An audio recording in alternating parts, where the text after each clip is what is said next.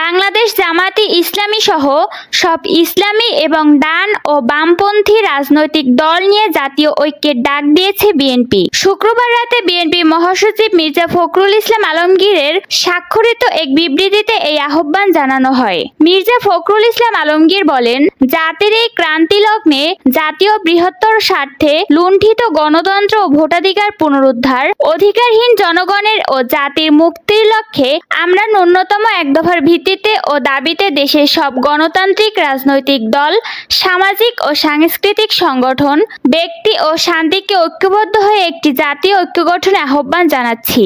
আমরা বিএনপির নেতৃত্বে যুগপৎ আন্দোলনের শরিক দল ও জোট, বাম ডান সব রাজনৈতিক দল, বাংলাদেশ জামায়াতে ইসলামী সহ অন্যান্য ধর্মভিত্তিক ও সব ইসলামী রাজনৈতিক দল এবং রাজনৈতিক সংগঠনের প্রতি জাতীয় ঐক্যের আহ্বান জানাচ্ছি।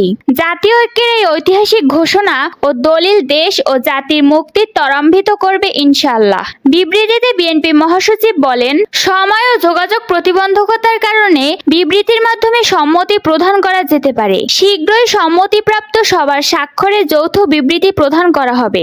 অবৈধ ফ্যাসিস্ট হাসিনা সরকারের পতনের ন্যূনতম এক দফা দাবিতে সব গণতান্ত্রিক রাজনৈতিক দল, সামাজিক ও সাংস্কৃতিক সংগঠন ও শক্তিকে ঐক্যবদ্ধ হওয়ার জন্য জাতীয় ঐক্যের আহ্বান বিএনপির। সারা দেশে বিরোধী দলীয় নেতাকর্মীদের গণগ্রেফতার ও নির্যাতনের প্রেক্ষাপটে সরকার পতনের ন্যূনতম এক দফা দাবিতে জাতীয় ঐক্যের ডাক দিয়েছে বিএনপির মহাসচিব মির্জা ফখরুল ইসলাম আলমগীর। কোটা সংস্কারের দাবিতে ছাত্র আন্দোলনকে ভিন্ন খাতে প্রভাবিত করার অভিযোগ করে মির্জা ফখরুল বলেন, একটা জিনিস দেখবেন, যখনই তারা কথা বলছে তারা কিন্তু কয়েকটা স্থাপনা যে আক্রমণ হয়েছে, কিছু ধ্বংস হয়েছে, সে কথাগুলোই বলছে। এই যে পুলিশের হাতে গুলিবদ্ধ হয়ে শত শত প্রাণ চলে গেল, সেই ব্যাপারে তারা কোনো কথা বলছেন না। এ প্রসঙ্গে বিএনপি মহাসচিব বলেন, এই আন্দোলনে কতজন শহীদ হয়েছেন, কতজন আহত হয়েছেন সেই হিসাব কিন্তু আমরা এখন পর্যন্ত পাইনি। সেটা ছাত্রদের তো বটেই, সেই সঙ্গে পুলিশদেরও যদি থাকে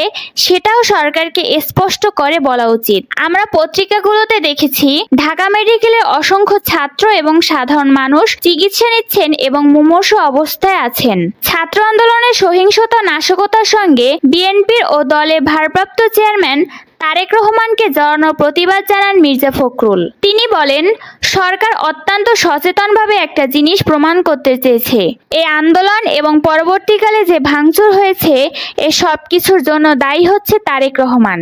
এর একটাই উদ্দেশ্য, তারেক রহমানকে হেয় প্রতিপন্ন করা, বিএনপি ও বিরোধী দলকে দায়ী করা এবং জনগণের দৃষ্টিতে ভিন্ন দিকে নিয়ে যাওয়া। এ সবগুলোই অমূলক, বিভ্রান্তিকর ও উদ্দেশ্যমূলক। এক প্রশ্নের জবাবে মির্জা ফখরুল বলেন, আওয়ামী লীগ রাজনৈতিকভাবে দেউলিয়া হয়ে গেছে। সেই পূর্বে যে আওয়ামী লীগকে দেখেছি সেই আওয়ামী লীগ তো এখন আর নেই।